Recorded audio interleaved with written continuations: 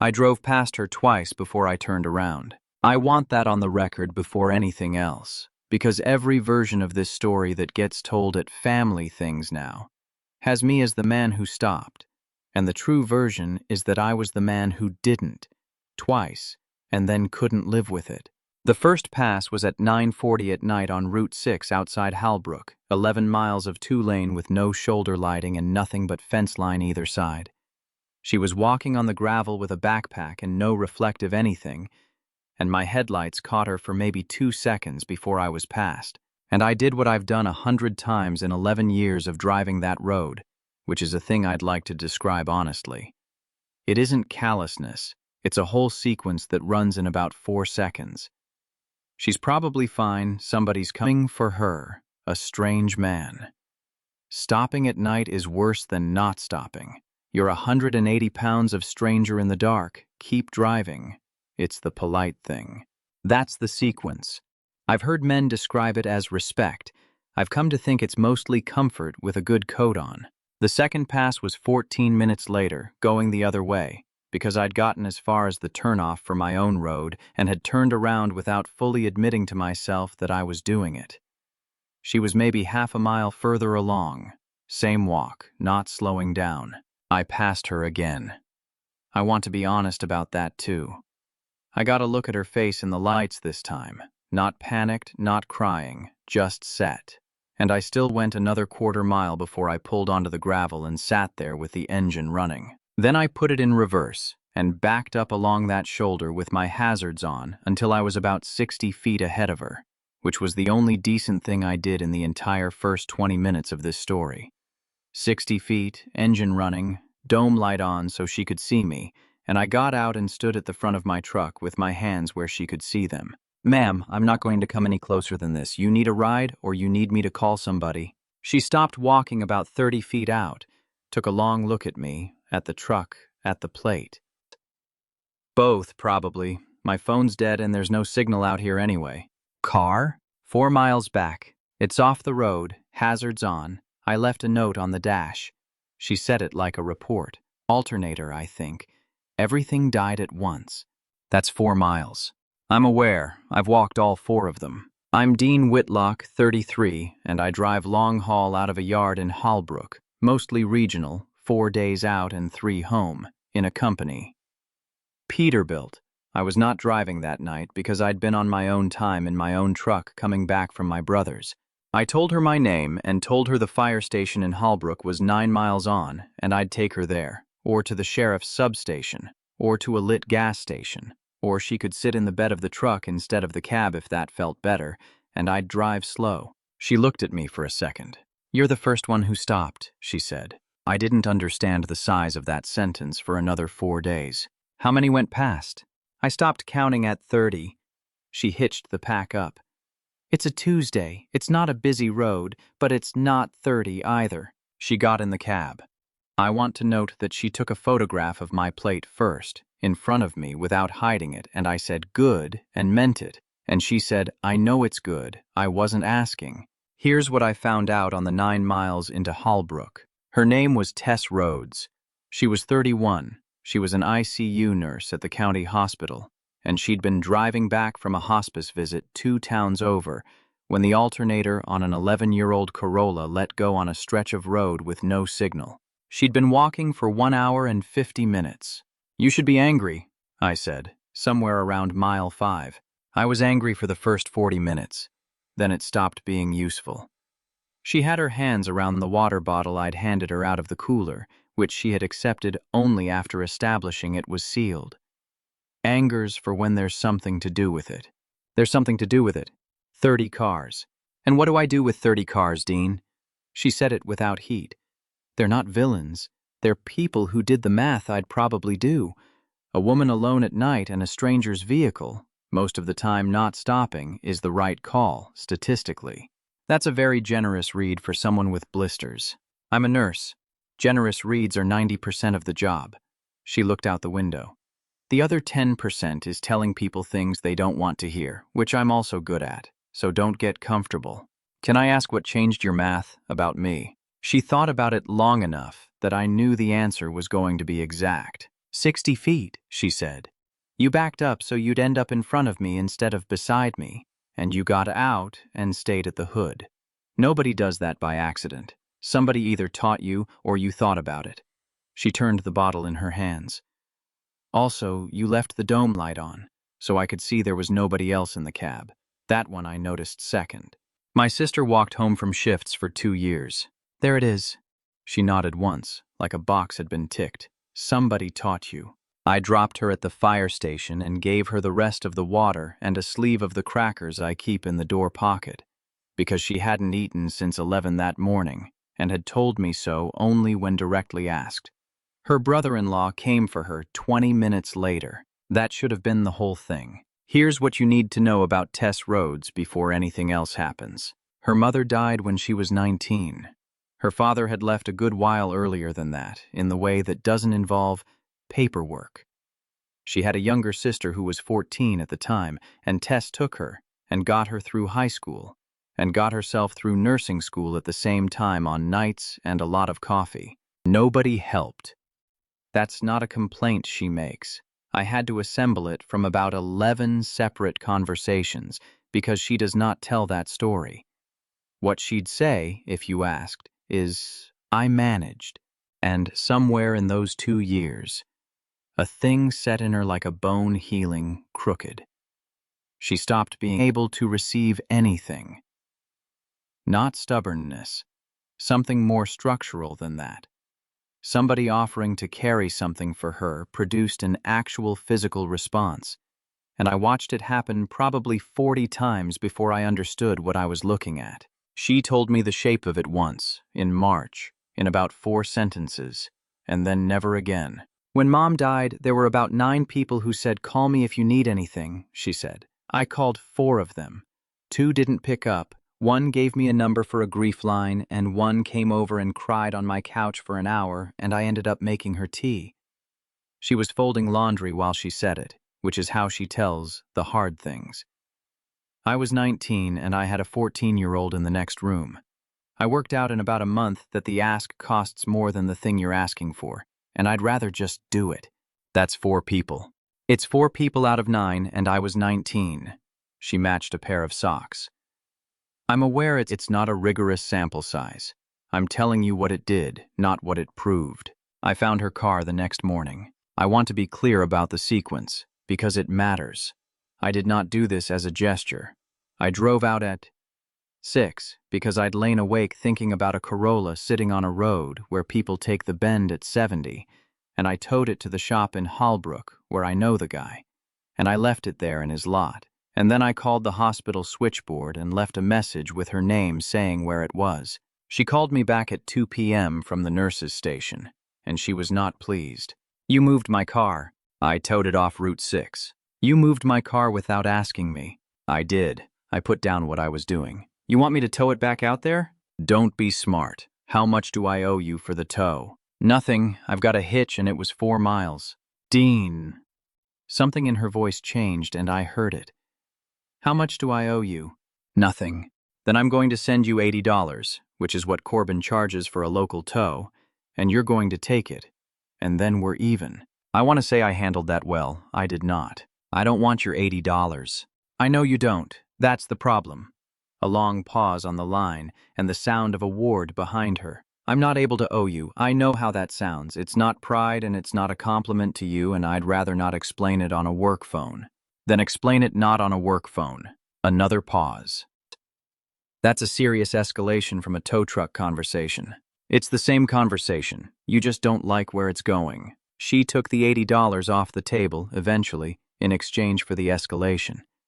We got dinner that Friday at a diner on the Holbrook side, and she paid for hers, and she made that clear when she sat down, before the menus.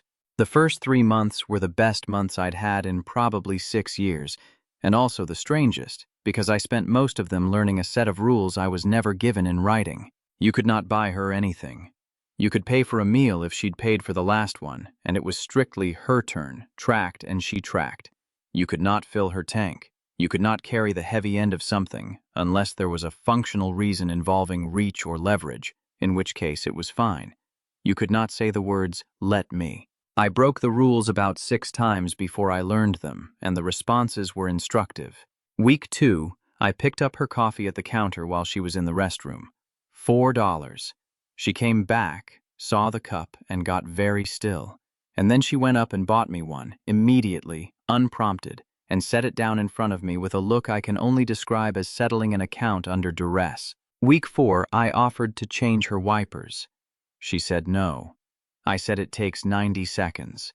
She said, "I know how long it takes, Dean. I've been doing it since I was 19.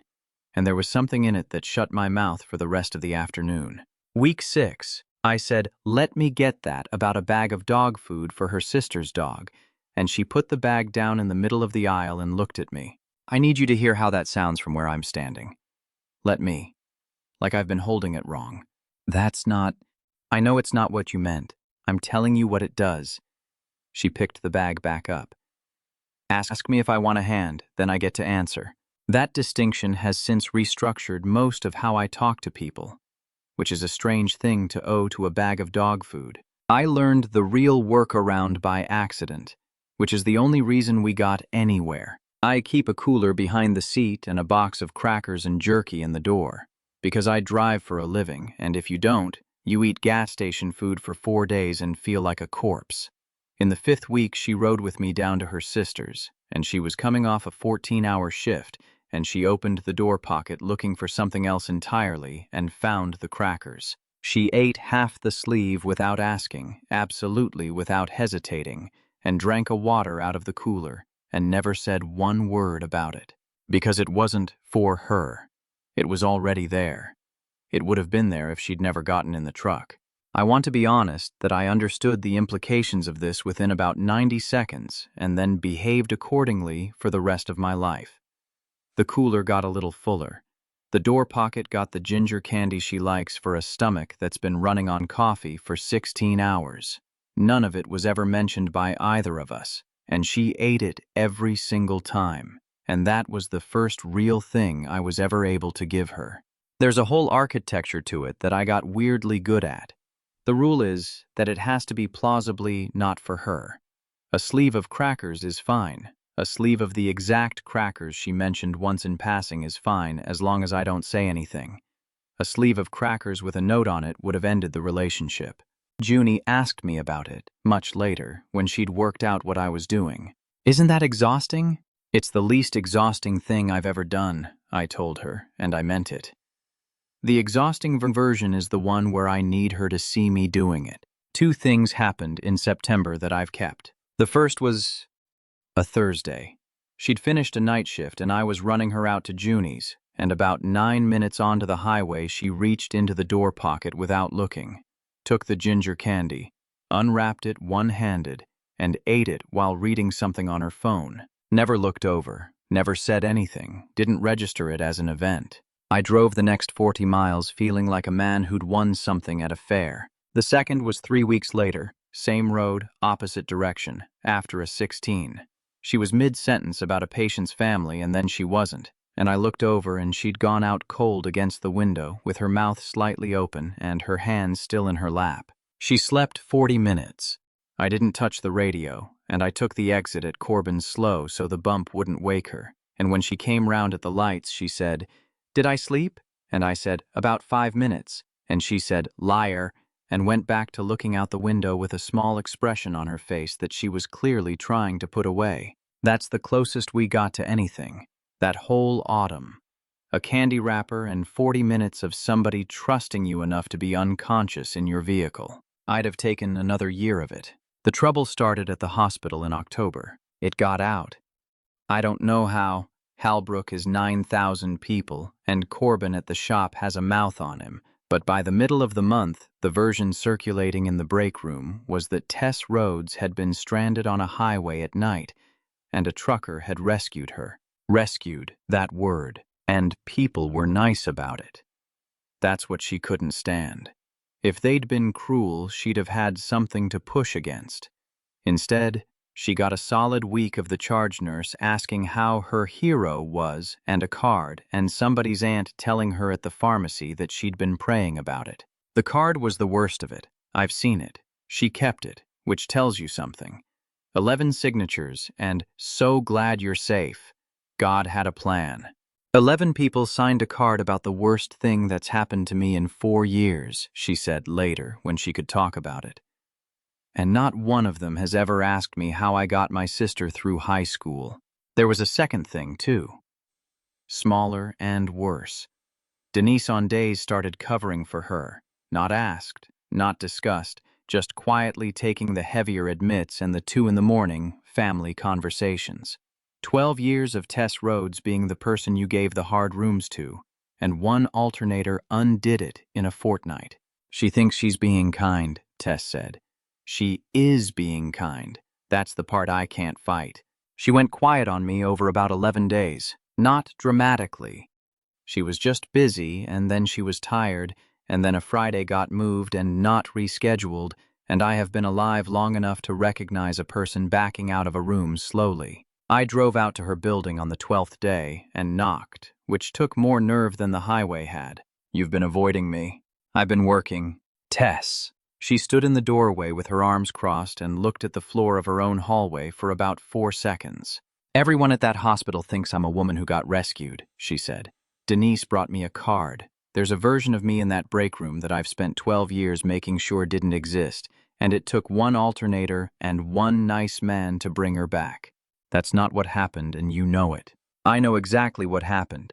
I walked 4 miles and made a reasonable decision to accept a ride from a man who kept 60 feet of distance and offered me the truck bed." Her voice went up and then came down again. "That's what happened. That is not the story. The story is that I was helpless and somebody saved me, and I can't correct it without sounding ungrateful, and the longer I'm with you, the more it sets. I want to describe what I did next, because it was the worst thing I did in this entire relationship, and it came from a good place, which is usually how it goes. I fixed it, or I tried to. Over the following 2 weeks, I did a thing I thought was clever. I made a point of showing up at the hospital, visibly, in daylight, in the lobby, to have Tess help me. I brought a form I didn't understand about my own DOT physical. I asked her about my mother's medication list.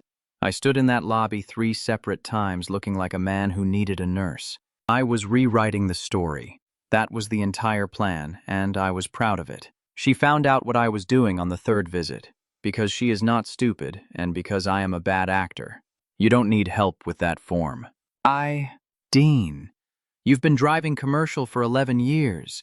You've had 11 DOT physicals." She had the form in her hand and she was looking at it and not at me. "What are you doing?" There was a version where I could have lied. I want it noted that I didn't. I'm trying to change what they think happened. She put the form down on the counter very carefully. "So you decided the fix for people thinking I need managing," she said, "was to manage it for I did not have anything to say to that. There wasn't anything. It was exactly and precisely what I had done, and I had felt good about it for 2 weeks. "I'd have helped you," she said. "That's the thing. If you'd said, 'Tess, they're doing this to you, and I hate it, and I don't know what to do,' I'd have had 4 ideas. I'm good at this. It's most of my job." She picked the form back up and handed it to me. "But you didn't ask, because asking would have meant admitting you couldn't fix it alone. Which," she stopped and something went across her face, "which is the exact thing I do. Isn't it?" I wasn't going to say it. "You should have said it 4 months ago." She didn't withdraw after that. That's the part I didn't expect. She got angry, out loud, at the hospital lobby desk, and then she went back to work, and she called me at 10 that night and said, "I'm still annoyed. I'm not gone. Don't do the thing where you decide I've left," which I had been doing for 6 hours. November was better and worse. Better because we'd both been caught.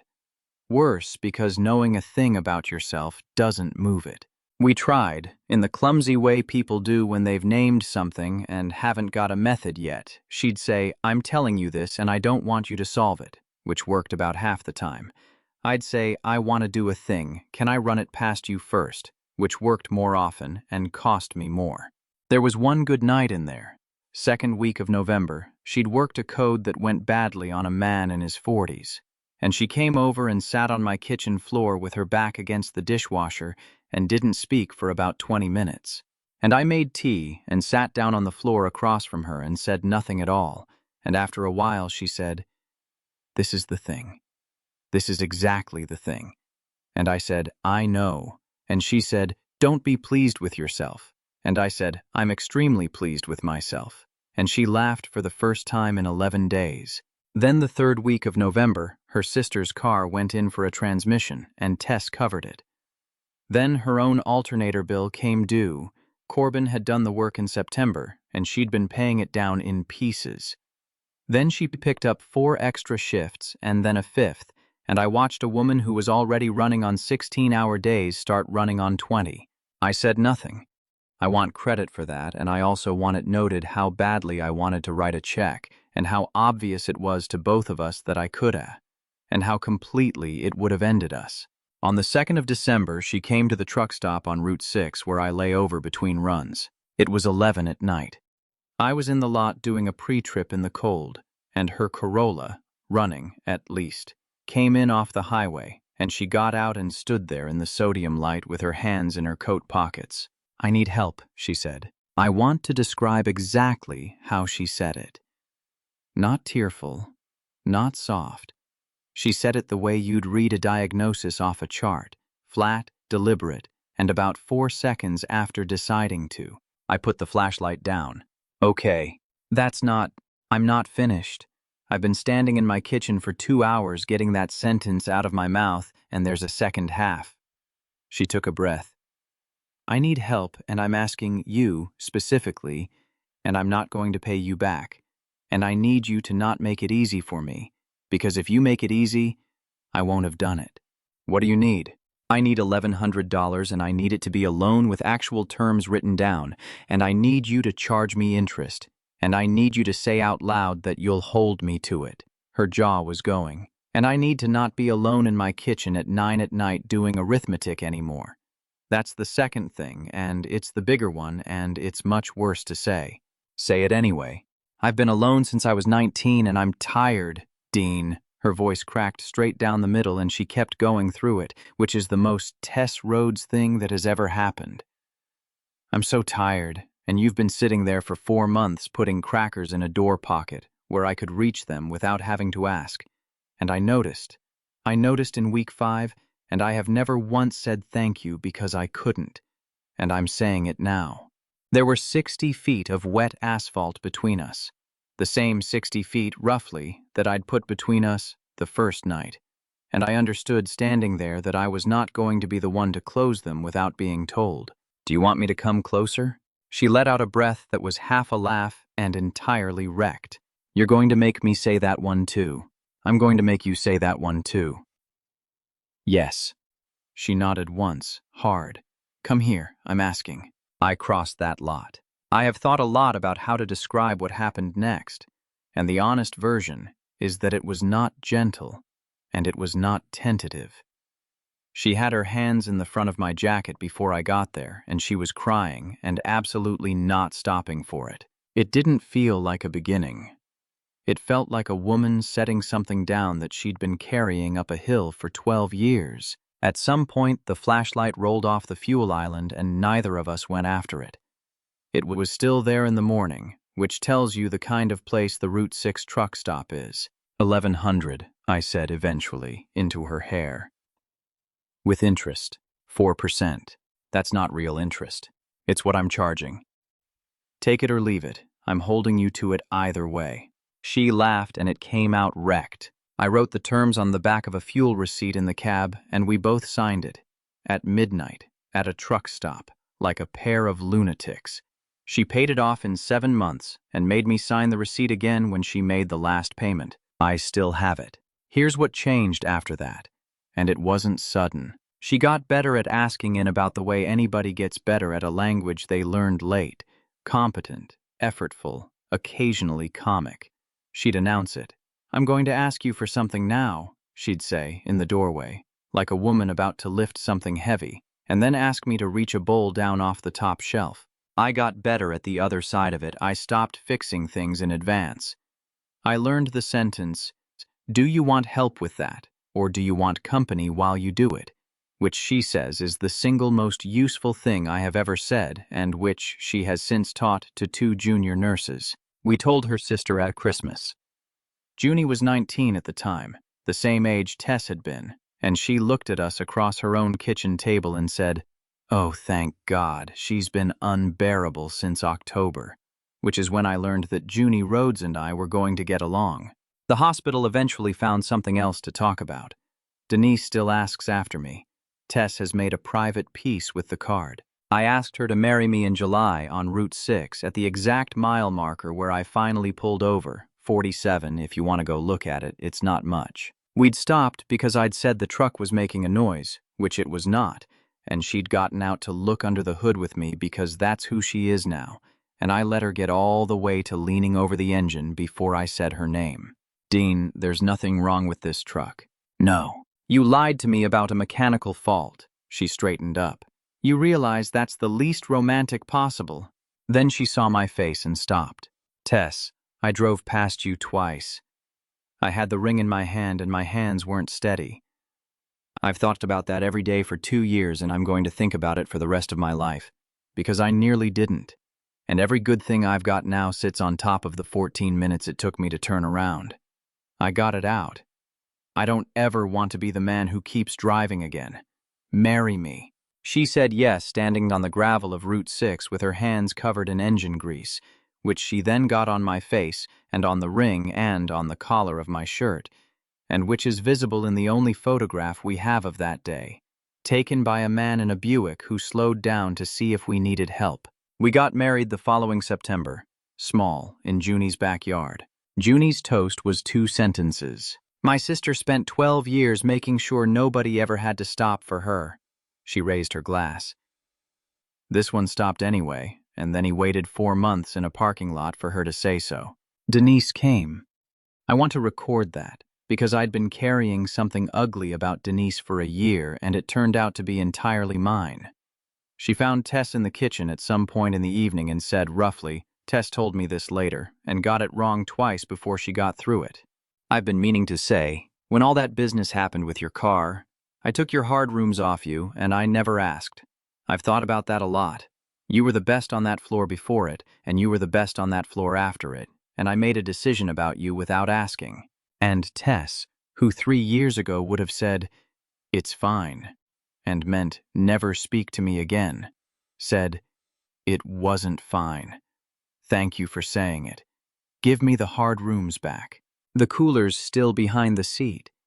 Different cooler now, the old one cracked, but the same contents, and I still don't announce it, and she still eats out of it without saying anything, and that remains the most reliable way I know how to love her. She keeps her own now, in the Corolla's replacement. Water, crackers, the ginger candy. Not for her, for whoever's in the passenger seat. "You never know," she said, when I noticed. "Somebody might get in who's been walking a while. There's one more thing, and then I'll stop." 2 Novembers ago, on a different road, she passed a kid on a bicycle with a flat about 6 miles from anywhere in the rain. She went by him.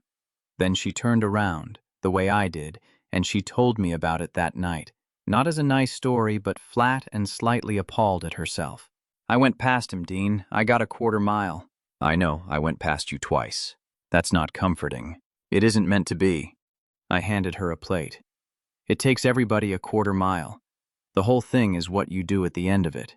She fed him crackers out of the box in her door and put his bike in her trunk and drove him 14 miles home, and his mother tried to give her $40 at the door. And my wife, who once mailed a man $80 to close out a 4-mile tow, looked that woman in the eye and said, "No, somebody did it for me." Have you ever driven past someone and had to turn around? Tell me your story in the comments.